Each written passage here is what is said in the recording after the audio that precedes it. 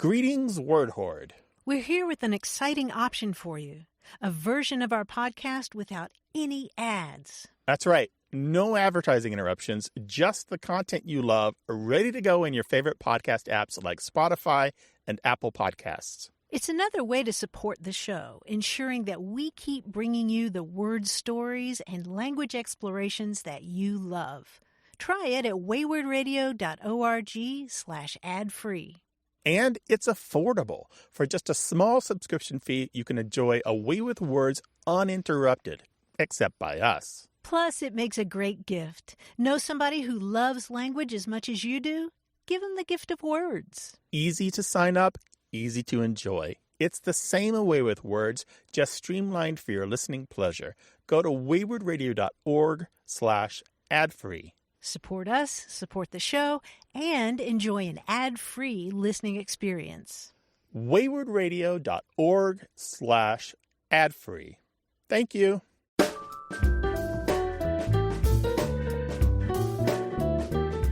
You're listening to A Way with Words. I'm Grant Barrett. And I'm Martha Barnett. Well, unless you've spent the last few months in a galaxy far, far away, you know that this is an election year. And that means we're being barraged by even more political talk and punditry than ever. Tons of it, and I love collecting it, Martha. Even the stuff that's not related to the election year. For example, do you know what hog housing is in South Dakota? I can't say that I do. Hog housing in South Dakota? Hog housing. It's their slang term for when they've got a bill that's all approved, and then they gut it. They rip out all the things that have been approved, and they rewrite it to do something completely different. It's also known as a gut end stuff in Oregon. But wow. Well, is there any other political slang that's catching your ear these days besides fired up?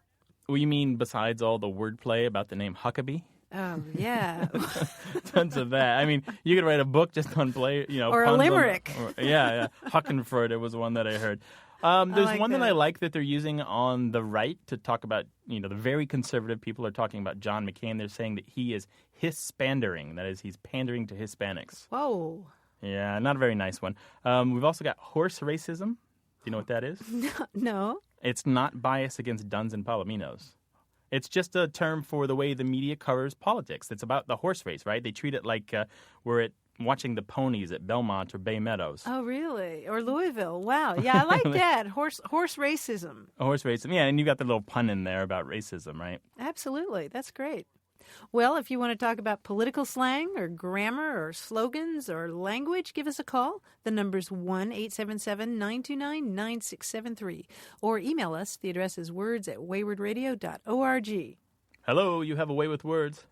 Hi, this is Kate in Indianapolis. Kate in Hello, Indianapolis. Kate. What you doing? I have a word that's been a bone of contention between a friend of mine and I, and the word is moot. Wait, before you go any further, is there money on the line? No, there is not. Dinner, respect? Perhaps respect, self-confidence, those sorts of things. Does the loser have to be a slave to the other person for a day or something? We'll see how it turns out, and then we'll determine that. I see. Make the rules up later. Good plan. Good plan, Be Kate. adaptable. Yeah, right. Okay. So the word is moot, M-O-O-T. Correct. Well, it's been a standing debate for many years, actually. This friend is a musician, and when he uses what I think should be the word moot, he uses mute, M-U-T-E, in its place. Uh-huh. Is he a trumpet player? Does he stick a moot in his trumpet or something? No, in fact, he's a piano player. He's a piano player. He's a piano player. Okay. He uses the mute pedal. Yes, exactly. He said, well, it makes the sound less, and so it makes sense to me that in order for it to be an unimportant sort of thing or a less important thing, it's a muted point. Okay. And what do you say, Kate? I'm thinking that he's completely wrong, that moot is the word. And I even made up a little sentence to illustrate the point. Oh. Let's hear it. Although the staff was quite perturbed, the fact that the trumpeter had forgotten to bring his mute was a moot point, as most of the residents of the retirement home were nearly deaf. That is very good. You've used the word accurately in this sense. So the short version of this is you're the winner. Yay! Yay! Congratulations. It is In not that case, I pronounced. think the slavery thing should be enacted. Well, I hope you'll be benevolent in your. Maybe you can make him serenade you or something. Let's just Something, itemize yeah. all the ways your friend is wrong here. It's not mute. It's not mute. It's moot. It is And moot. Okay. it has nothing to do with muting a musical instrument at all. Okay. And it's not about that at all. It basically means it's an adjective that means irrelevant or insignificant. This is largely the North American usage. However, there is a British usage also used in the United States. So there's two meanings that still don't apply to what she's talking about. That means debatable or in dispute or unresolvable. But the use you're talking about here is irrelevant or insignificant. Great. Yeah. All right. Well, I So shall call him there's- up and inform him of his new status. Yeah, this is one of those things it is indisputable that your friend is wrong, all right? There's no argument here. Indisputable. All right. Well, thank you very much. All right. You stay sound like you're warm. glowing from being right. It's the I am. Absolutely. The beauty that comes from being I'm victorious. just a couple degrees warmer. All right. Thank you for your call, Kate. Thank you. Okay, Bye-bye. bye-bye. Bye-bye. I love this. This reminds me of an episode of Friends, Martha. Did you ever watch that when it was on? Every once in a while. Joey Tribbiani in this show is kind of a lovable goofball. He's not that bright, but he means well. And there's one episode where he says something like, does he like you? All right. Because if he doesn't like you, this is all a moo point. And Rachel, played by Jennifer Aniston, says, a moo point? And he says something like, yeah, it's like a cow's opinion. It doesn't matter. It's moo. A moo point. A moo point. I think that's one of the funniest things. I never watched the show that great, but they were running that particular bit as a promo for a while, and it cracked me up every time. Oh, man. We should try to find it on YouTube or something. Yeah, we'll post it on the website, as always. All right. If you're having a debate about a word, give us a call. The number's 1-877-929-9673, or email us. The address is words@waywardradio.org. Hello, you have a way with words. Hello, Hi, who is this? this is Mariana from Argentina, Hello, From Mariana. Argentina. From where in Argentina? in Buenos Aires. Oh, Buenos Aires. excellent. Well, what are you calling us about today, Mariana? Well, I'm calling about the word love. Love? Yes. So my question is this. When I lived in the States, for me it was strange that, when people talked about friendship to an acquaintance and you feel a positive feeling about that person, the only word that was used was love. And the fact is, in Spanish, we have many words for different degrees of love. Mm-hmm. For example, for somebody you just met, like a slight acquaintance, you can say lo estimo, which is sort of a mellow kind of love. And then you have a stronger for lo aprecio, which is, a little bit stronger than estimar. Mm-hmm. And then you have, for a friend, you have lo quiero, which is a higher degree of love. And then for your partner or your kids or your parents, you have te amo, which is I love you. Mm-hmm. So you have 4 or 5 different ways of saying love instead of only one. Mm-hmm. And, I felt like an Eskimo trying to describe snow. You make a good point, because in English we use love in so many different situations. I love my children. I love microwave frozen lasagna.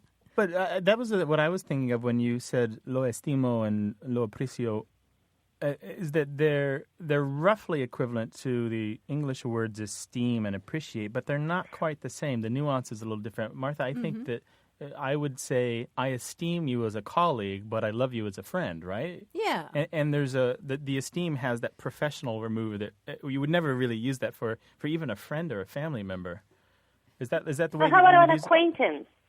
And you really enjoy their company, but you're not so, you don't love them. Mm-hmm. That's a really good question. I think that we're a country of overstating the case. We tend to love adjectives, and we use all the extreme and most powerful adjectives that we can to say something. I would probably say she's great. she's awesome, she's fantastic, she's fabulous. But you're not describing how you feel about her. I know. You're just describing her. Right. That's exactly right. I think we tend to be a little more removed. It's kind of related to that personal space, isn't it? We talk about our feelings about the object. We don't talk about the object. Plus, when you talk about appreciation, isn't that about an object and not a person? Well, it could be about a person, but I think what you're pointing out is that in Spanish maybe there are more gradations, almost like I don't know, like a scale or something. Yeah. And we don't have that quite so well defined in English. I think we have it, but it's hard to match the Argentinian Spanish scale to the North American English scale. You could do a spectrum of words in English, and I would put them something like respect, esteem, appreciate, to treasure, cherish, like, adore, love. And I think there's a kind of an increasing level of love there. And I don't know. Actually, I feel very uncomfortable saying to a friend, I love you. I never do. Oh, really? Oh, no. What do you say? Not in English. Not in English? What do you say in English? Nothing. I make them see that I love them, but I never say it.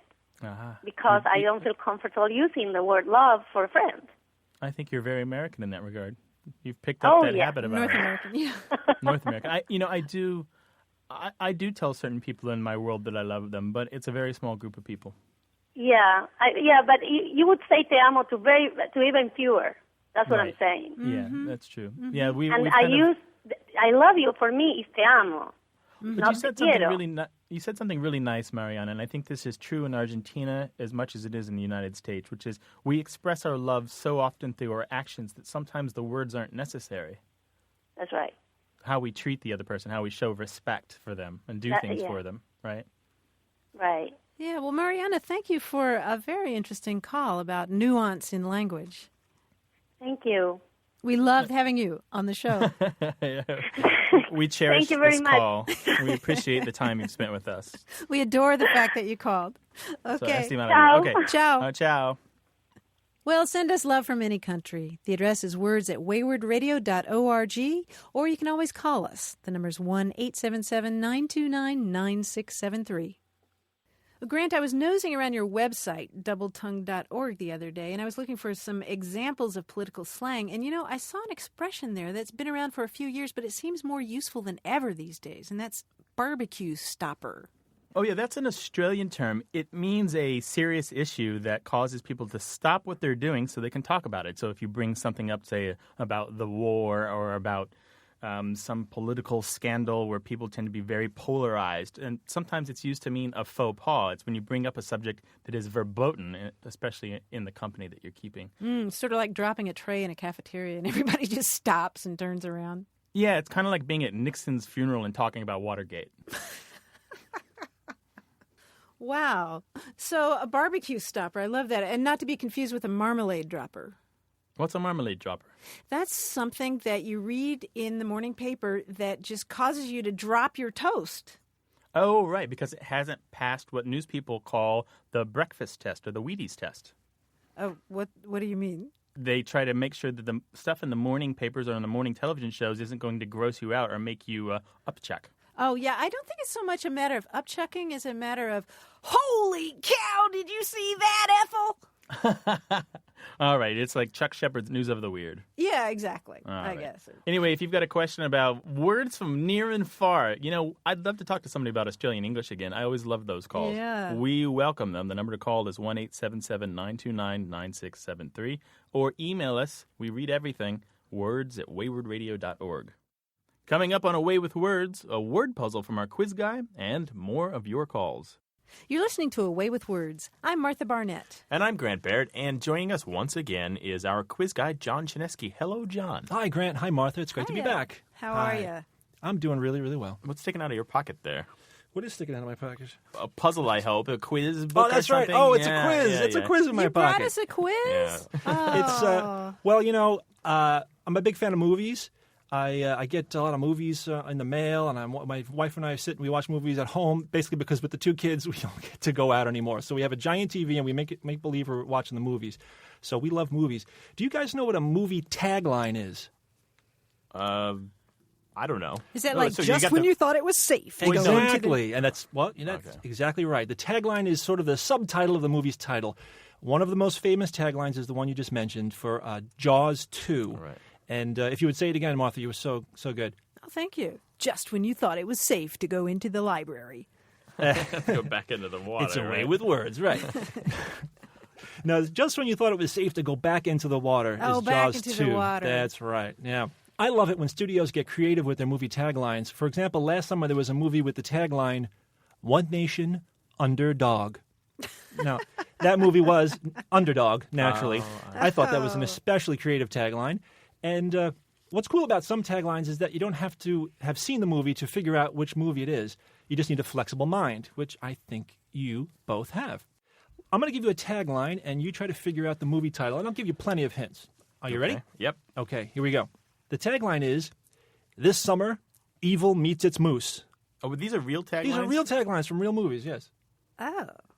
This, Evil meets its moose? Was it the Rocky and Bullwinkle movie? The Adventures of Rocky and Bullwinkle, exactly. A year 2000, mostly live-action film based on the animated television show. All right. Big trouble for Moose and Squirrel. Moose and Squirrel. Here's the next one. The tagline is, See it with a bud.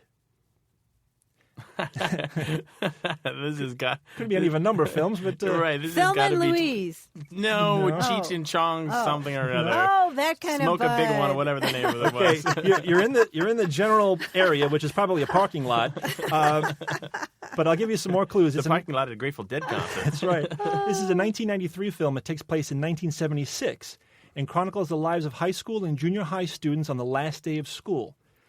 Oh, is Matthew McConaughey in that? He is. Yeah, what is the name of that movie? Parker Posey, Anthony Rapp. Oh, I know the movie, but I can't remember the title. It's blank and blank. Because Matthew McConaughey plays the older kid who's graduated who still hangs around Keeps the school, hanging out right? in high school, yeah. Oh. I'll have to throw the Not cards over on this Dumb one. Yeah. and Dumber. No, That's no, us. close.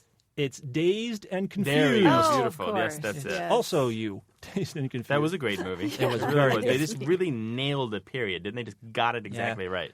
All right, let's move on. The tagline is, His story will touch you, even though he can't. Well, Boy in gee, the that's. Bubble? I don't I was know. going to say the diving bell and the butterfly. That's a good guess, but Diving Bell and Butterfly just came out. But this is a I know. That's okay. This is an Oscar-nominated 1990 film starring Johnny Depp. Oh, Edward Scissorhands. Edward Oh, Scissorhands, right, right? of course. Story will Yeah. touch you, I just watched his latest movie, even though he can't. the Sweeney Todd movie. It was pretty good. Sweeney Todd. I Pretty enjoyed good. it very much. You know, he's very fits very well in those dark movies. All right, let's move on. The tagline is, Hear the pictures, see the music. Contains no dialogue. It's another Disney 40s? film. Is it Fantasia? I don't know. It is don't know. Fantasia. Oh, That's is it? right. Okay, Yeah. beautiful. Not that I've seen it, but I've heard about it. Hear the pictures, see the music. Of course, if you see the movie with a bud, you could probably hear the pictures and see the music. Any movie, you could hear the pictures and see the music. All right, here's another. The tagline is, You can run, but you can't Hydra. Oh, my goodness. Is there some Hercules movie or something? That's the movie. It's Hercules. It's a Disney is that film. Sylvester Stallone? Who is it? No. This is the 1997 animated film. All right, I got one more. Here we go. The tagline is, Get back to your roots. Does it have to do with the hairspray? Hair? It is Hairspray. Very good. Right out of the gate. go. Good going, Martha. It was a 1988 movie musical, which became a stage musical, and was remade into a movie musical in 2007. Right. So I think the key here is you don't have to have seen the movie. You just have to like puns. No, again, yes, exactly. If you're a fan of wordplay, you will be a fan I like that of... movie too. Ah, yes. Well, is that it? Is that all you got for us? Good times. We vanquished you, mister. Yes, that's a dozen. You guys did very well, except for one. I did get one out from underneath you, but We vanquished you, mister? Yeah, that's what I said. Is that Come on, another lady. movie line? No, that's my line. I Okay. speak like movies. hey, they I call like me it. Mr. Quiz. Call me Very Ishmael. good. Well, John, thank you very much. Thank you, guys. It was a pleasure. We'll see you soon. Bye-bye. All right. Bye-bye. And if you're puzzling over a movie tagline or a word origin or a point of grammar, give us a call. The number's 1-877-929-9673 or email us. The address is words@waywardradio.org. Hello, you have a way with words. Hi, this is Suzanne from Indianapolis. Well, hello, Suzanne. What's going on? Well, I have a question. My husband and I have been obsessed with all of the election excitement, and there have been a lot of caucuses or cauci, which may be a separate question about the plural about caucus. But Cauci. I like that. Yeah, I'm not sure about that. But our question is, after watching all of these caucuses and everyone talking about how they're predominated by a lot of white people, is there a relationship between caucus and Caucasian? Because I'm thinking, well, hello, if there is, of course they're predominated by Caucasians, because that's a related term. Now, wait a second here. The caucuses tend to be held in states that are mostly white anyway, right? Well, yeah. Yeah. Like Is there Iowa. a reason that caucuses are in predominantly white states? Well, now that I don't know, but I can tell you that the words aren't etymologically related at all. This is a pair of words that's sort of like, they look alike, they sound alike. It's sort of like bark on a tree and bark from a dog. They have two different, completely different roots. They just happen to look like maybe they're related. The Caucasian part is pretty straightforward. The area known as the Caucasus, the mountains that are between the Black Sea and the Caspian Sea. In the 19th century, a lot of theorists were suggesting that the race of fair-skinned people must have come from that area. And so Caucasian got associated with fair-skinned people. The caucus in this country, the political kind of caucus, that word has an origin that we're not completely sure about. It's an Eastern Native American language, though, probably, right? Like Algonquin or something? That's one of the theories, that it comes from a Native American word that means to advise or to talk together, to meet. But we're not completely sure that that's the origin. It may just come from something called the Caucus Club in the 18th century in Boston. But the truth is that we can't say for sure about the origin of the political caucus. What is clear, though, is that it doesn't have anything to do with the Caucasian race. Wow. Except that there are a lot of them Okay, in Iowa. so I think we're all safe now. Yep. I'm feeling, well, because I was worried that there was going to be more tension around this issue, so I'm feeling good about it. Oh, good. Well, I'm glad we could help you out there. Yeah, so disabuse anybody of that notion if they try to tell you that. Okay, great. All right. Thank you so much. Okay, Thank you. take care. Bye-bye, Suzanne. Thanks. Bye-bye. Bye. Well, if you'd like to caucus with us, give us a call. The number's 1-877-929-9673. Or email us. The address is words@waywardradio.org.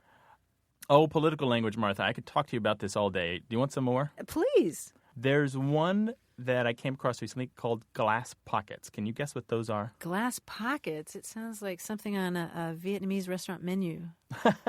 Right, angel hair, glass, Yeah, something like that. Glass Okay, noodles gotcha. and glass noodles. stuff There the we go. shrimp in there. Yeah. No, that's not it. Oh, I'm wrong. No. Oh, this has to do with politics, right? Just this once, yes. It has to do with politics. Just this once, you're wrong. To have glass pockets means to spend money in a way that is transparent to the public, right? Every dollar should be explained and accounted for. It kind of goes along with the idea of the sunshine laws, which are supposed to make the internal workings of government accessible to the public. That's great. I love it. Well, if you picked up a word on the campaign trail that you'd like to share with us, give us a call. The number's 1-877-929-9673 or email us. The address is words@waywardradio.org. And I just want to say, don't call us and just shout, Ron Paul, into the phone, because it's not going to do anything. Yeah, stop doing that. Hello, you have a way with words.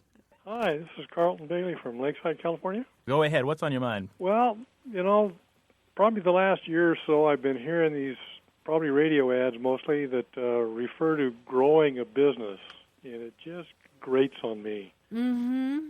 To me, if you're going to grow something, you're a farmer and you're growing crops or you're growing a lawn or flowers in your flower bed, but you increase a business. You don't grow a business. Mm-hmm. And that just strikes you strangely, huh? Yeah, I know it. The grand scheme of things, it doesn't matter to a hill of beans, but it just irritates me. Isn't there some kind of Gary Larson cartoon where somebody has a chicken farm and the guy's planting chickens in the ground? You've got me. And you're talking, that's like really growing your business. Kind of the same idea. Mm-hmm. Yeah, I know what you mean. I've heard this more and more and more. And when I first heard it, Carlton, it drove me nuts. It just, for exactly the reasons that you said. But you've changed your mind about it. Is that what I'm gathering? I'm embarrassed to say that I used it the other day, Carlton. Oh, Wow. I'm sorry. It just slipped out of my mouth. So I think it's probably becoming more accepted. And we do use agricultural terms. Oh, because if Martha uses it, it's okay. I'm with you, though. And I got to say, Carlton, I can see where it's a problem. But you know what I like about it, Martha, and maybe this is why you've come around to it? It's just kind of nurturing or mothering, right? It's a little more about the human side of business if you use a word like grow instead of the kind of dry. Well, Grant, maybe we should say I'm suckling my business. Or you're watering your business and then reaping what you sow. Yeah, I think there's just something weird about using grow transitively for a business. That's what you're saying, right, Carlton? I guess so. It, like I say, it just doesn't sound proper to me to grow a business. A business You don't think of it as more humanizing? Well, yeah, I think you've got to be alive somewhere, but a business I'm not sure is alive. But a business is made of people, and I think saying something like grow suggests the kinds of things that you mentioned about growing crops or a lawn or anything with chlorophyll or anything that you might actually eat. I don't know. It sounds.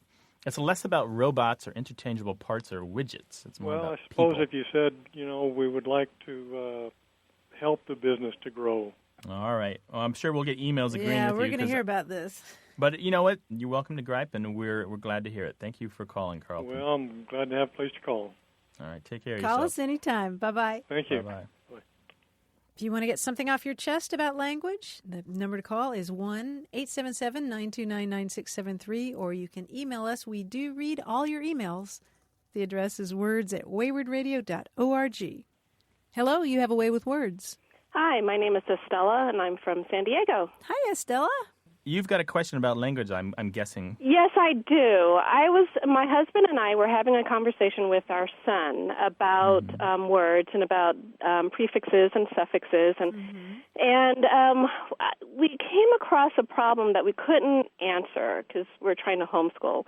And we noticed that certain words, like teacher and professor, they have different endings. Like they have ER ending for teacher or an OR ending for professor. And we're trying to figure out why that is. And there's other words like conductor or that ends with OR and singer, which ends with ER. So how do you take, these verbs and make them into like professions that people have?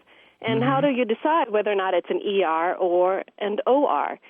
And I came up with this crazy idea that it has something to do with status or prestige of the career, that, if you're a professor, that's, more status than a teacher, so you would have an OR, and, a teacher having less status would have an ER. But I came across an anomaly to my theory that, well, I'm going to say it, but I hope nobody is offended. But janitor ends with OR, and it's not, anyway. So we're trying to figure out how do you decide which is ER and which is OR? What a very good question. I don't think I've had this question before, Martha. Have you? No, I don't think so. I was going to say we're radio announcers. No, that doesn't. But yeah, see, that's an ER, right? I'm afraid it is, yeah. Yeah, I look at my paycheck every 2 weeks, and yes, it's definitely an ER. Well, Stella, here I got a couple things. I'm going to throw some. You're a teacher. You're homeschooling your kid. You have 1 or 2 children? I have 2 children. And actually, I'm a professor by career. All right. So you're a professor, and you have a couple of kids. So I'm going to be a little wonky with you and throw some language jargon at you. All right? Okay. You ready for this? Stand back. The nouns that you're talking about, for example, professor and teacher, are called agent nouns. Okay. And they have endings, the ER and the OR, that are called agentive suffixes. What that means is the suffixes make words about people who do a specific thing, like profess, so to speak, or to teach. Right. Now, what you've done here, and by trying to determine whether or not status has something to do, whether or not the end with an ER is OR, is something, this is the third and final wonky term, is you've made a play with something we call principle of contrast, which is we often, in our own minds, when we're trying to process language, we think that because words are spelled differently, or because a part of a word is spelled differently, that it must have a different meaning.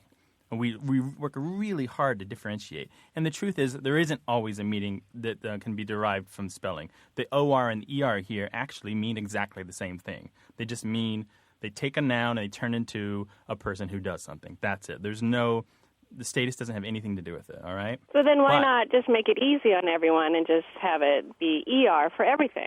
Well, let me Why call up not the make it easy? English Language Academy and just bellyache those guys because they've done a horrible job of making what a malformed beast we speak. Well, I heard that there was, that there's Latin-based words and then there's German-based words, and there's a status difference there. That certain words. I don't agree with that status difference. Oh. I don't. But you're onto something though. Generally, but not always, Latin-derived words, for example, those that ends in ate, like negotiate, will take an OR ending. And generally, but not always, those that we get from Middle English often have ER endings, but not always.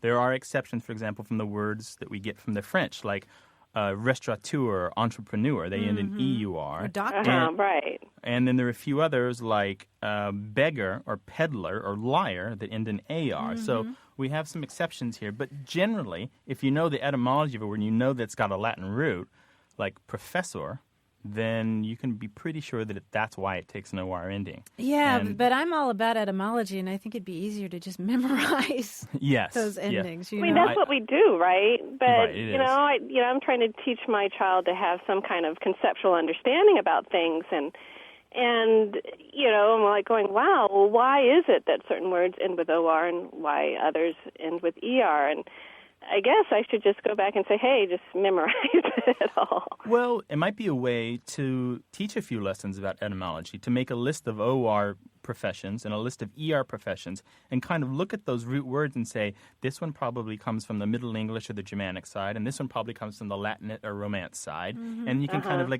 and then look them up. That would be interesting. It might be a way. It might be a way to actually have a lesson instead of just memorizing stuff by rote, just to say, give a little background. It might work. Well, I hope we've helped you a little bit here. Don't forget that in general, OR endings indicate a Latin etymology, and in general, ER endings indicate a Middle English or Germanic etymology. Great. Well, thank you so much. All right. Thanks for calling. All right. Take bye-bye. care of yourself, Estella. Well, if you've got a question about professions and the words that they use, say jargon, for example, give us a call, 1-877-929-9673. And you can always email us. We read everything. words@waywardradio.org. Support for A Way with Words comes from WordSmart, the vocabulary building software. Improving your vocabulary, reading comprehension, and critical thinking skills will increase your chances for success. Learn more online at wordsmart.tv. And from iUniverse, supported self-publishing. Is there a book in you? Find out how to publish it at 1-800-AUTHORS or learn more online at iUniverse.com. You're listening to A Way with Words. I'm Grant Barrett. And I'm Martha Barnett. And now it's time for Slang This, the puzzle where you have to guess the meaning of some strange slang terms.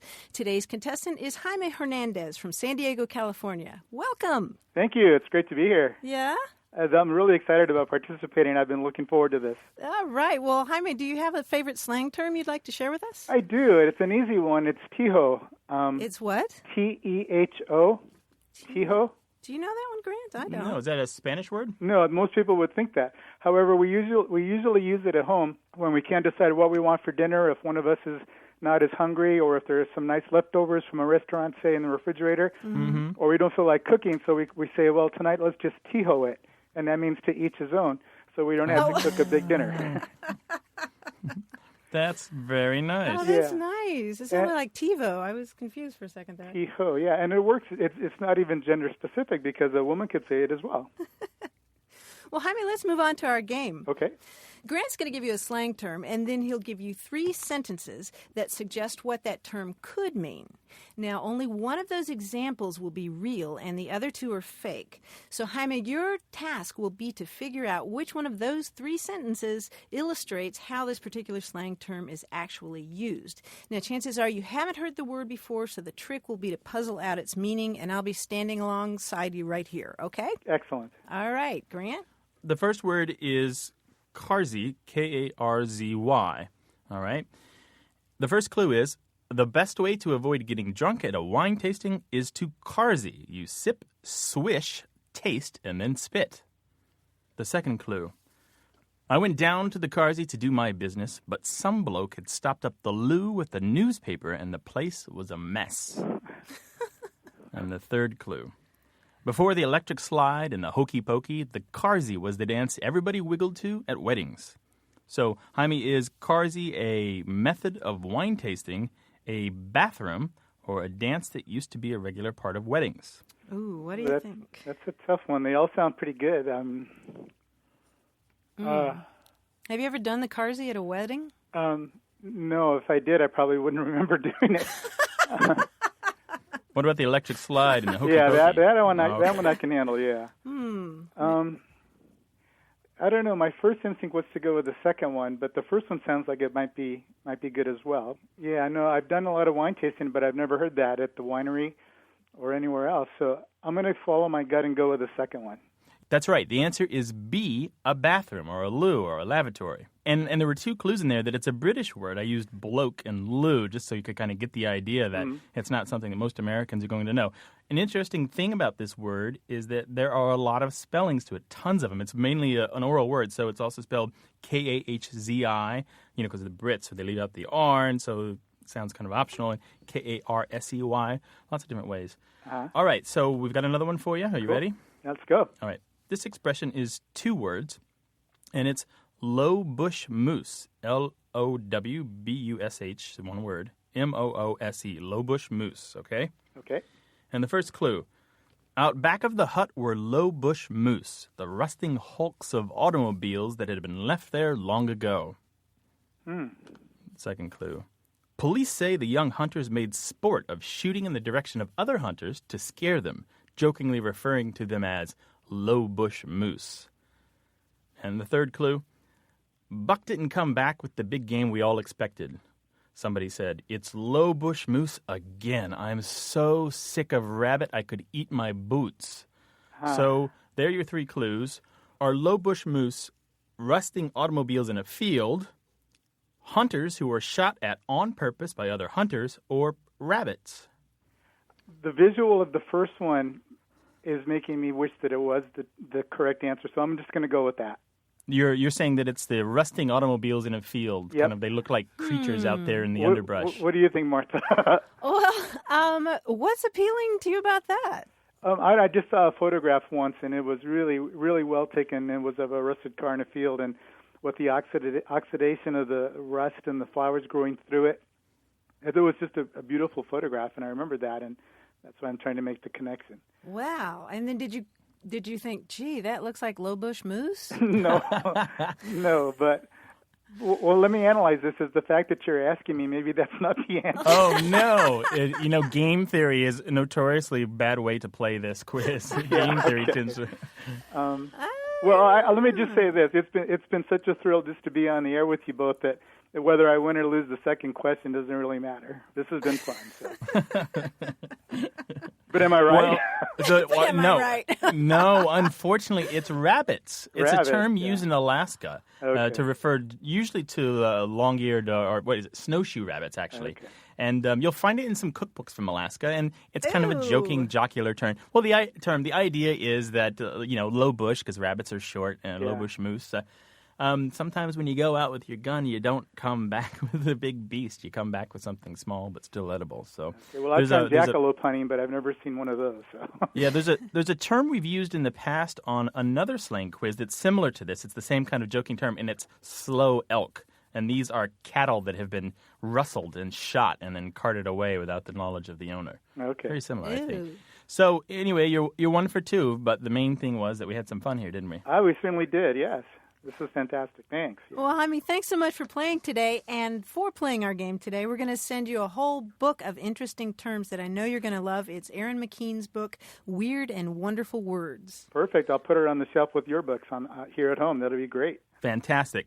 And if you have a question about language, give us a call. The number is 1-877-929-9673. Or email us. The address is words@waywardradio.org. Hello, you have a way with words. Hello, forget about it. Hey, Martha and Grant, the radio show hosts. This Well, is Thomas hello. Corvetto calling from right outside the Bronx, New York. All right. Where at right outside the Bronx, New York? Where actually? White Plains, New York. Oh, White Oh, Plains. sure. Yeah. Yeah. Yeah, I used to take the train up to Poughkeepsie all the time. Oh, really? Yeah, that's right up there on the beautiful Hudson River, up the river from the city, yes. What's on your mind, Thomas?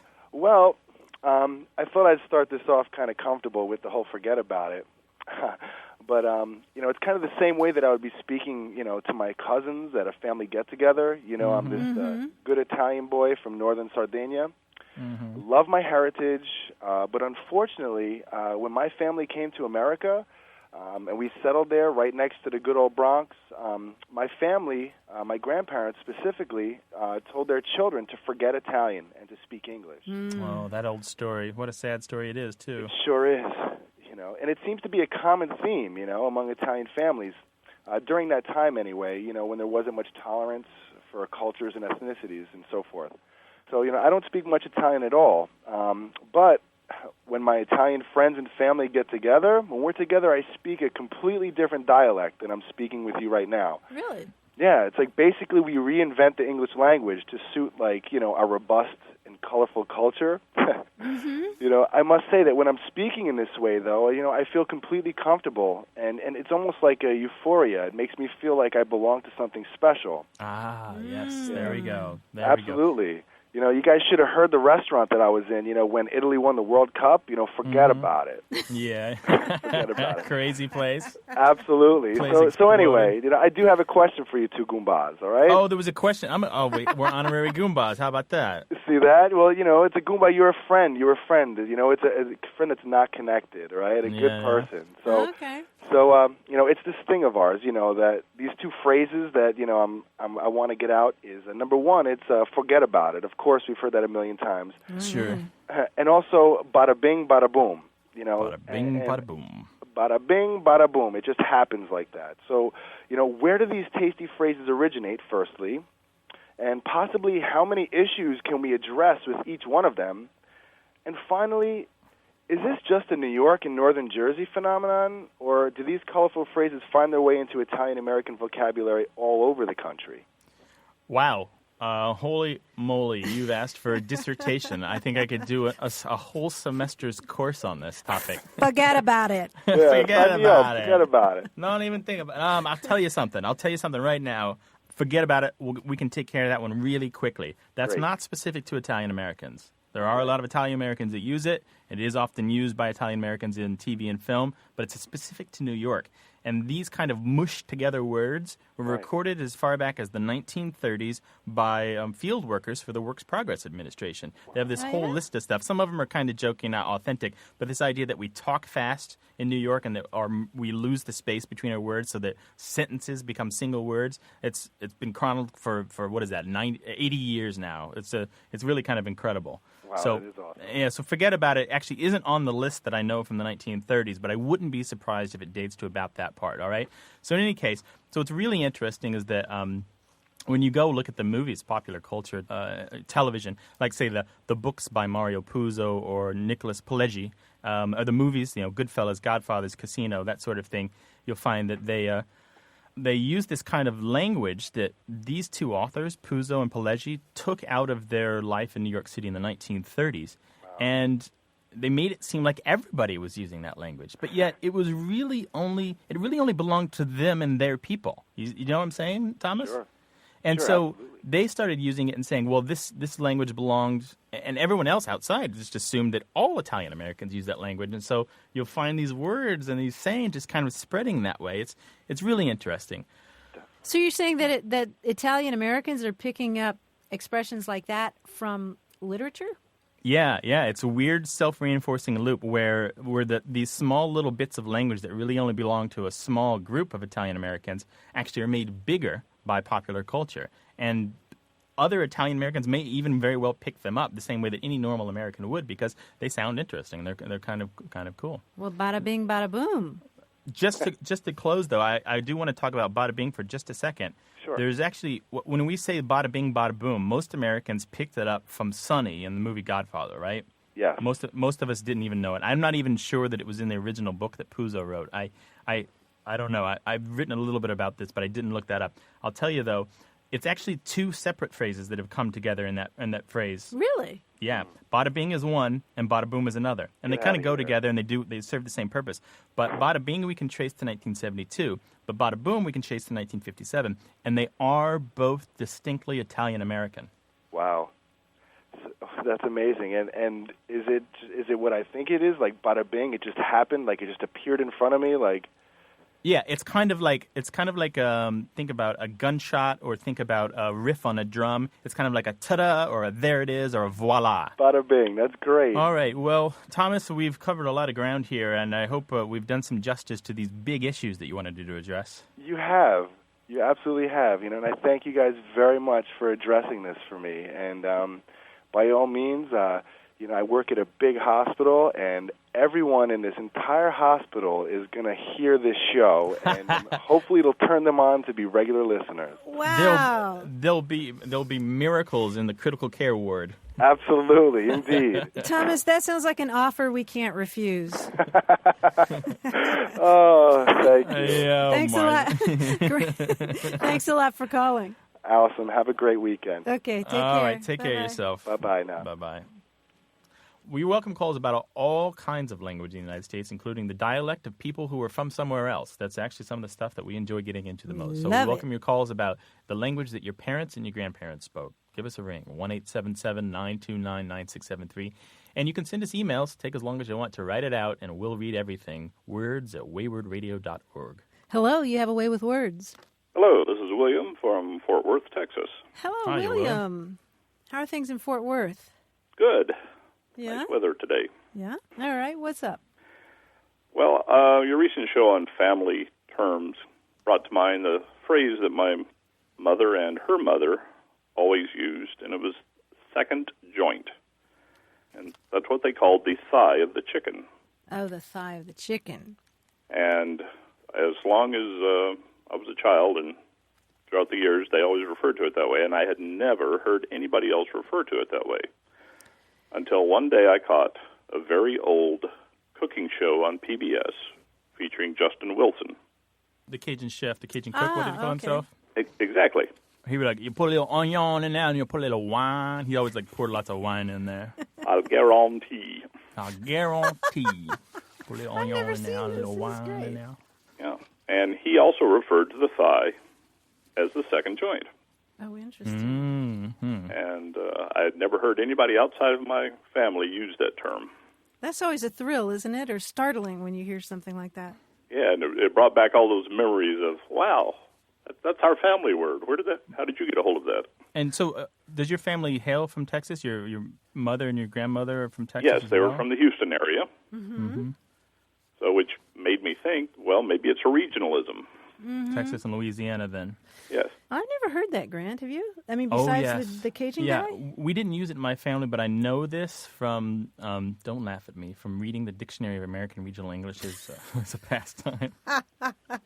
And there's nobody, everybody's like, well, of course, you big goober. You know what, William? It's in there. It's in there. The Dictionary of American Regional English, when they sent out their questionnaires in the 1960s, a lot of words came back that had to do with food.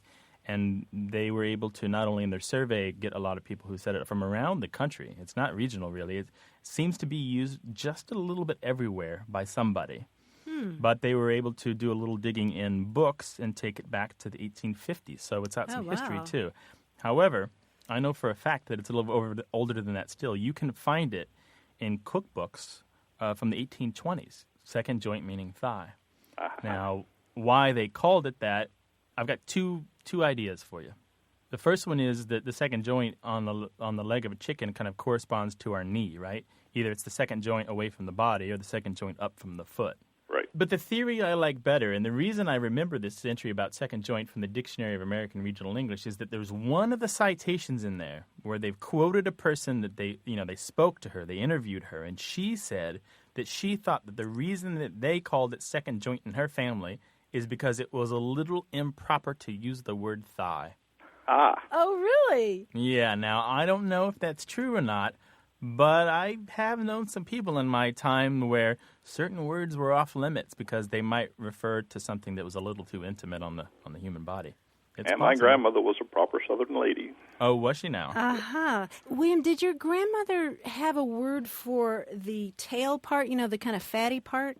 Oh, yes, that's the parson's nose. The parson's nose. Very good. Have you heard that one, Grant? Yep, as a matter of fact. So isn't it sometimes called the Pope's nose? Sometimes the Pope's nose, sometimes the parson's nose, and I love the term for this in French. Oh, I don't know that one. It's le solilès, which means only a silly person won't eat it. I'm just picturing your family sitting around eating parson's noses and second joints. Yes, well, I guess everybody has lots of terms for food because it's so important. Indeed. Yeah. Well, William, we've given you a little bit of history for the term. We showed you that it's not just in your family. Unfortunately, it doesn't seem to be regional like you guessed, but that's okay. You'll find that there are plenty of other people that know the term, too. Well, that's good because it'd been a long time since I'd heard anybody use it. All right. Well, Thank you so much for your call, sir. Thank you for taking my call. All right. Bye-bye. All right. Best of luck. Well, Martha, he has made me hungry. I was thinking of my mom's fried chicken. She does some good stuff with chicken. And then my father's mashed potatoes all buttered up. We're talking about Sunday lunch here or dinner. You and I have a food problem. We welcome your recipes and your pictures of fried chicken to words@waywardradio.org. And we'll take your calls about language, 1-877-929-9673. Well, that's our show. But if you're pondering a point of grammar or you're curious about a word, leave us a phone message anytime, night or day. The number's 1-877-929-9673. Or send us an email to words@waywardradio.org. We read everything. And check out the conversations on our discussion forum. That's at waywardradio.org/discussion. Our senior producer is Stephanie Levine. Tim Felton is our technical director and editor. We've had production help this week from Dana Polikovsky and Michael Bagdasian. Away with Words is produced at Studio West in San Diego. I'm Martha Barnett. And I'm Grant Barrett, inviting you to join us next time. That's right here on Away with Words. I like potato, you like tomato, and I like tomato, potato, potato, tomato, tomato. Let's call the whole thing off. But oh, if we call the whole thing off, then we must part. And oh, if we ever part, then that might break my heart.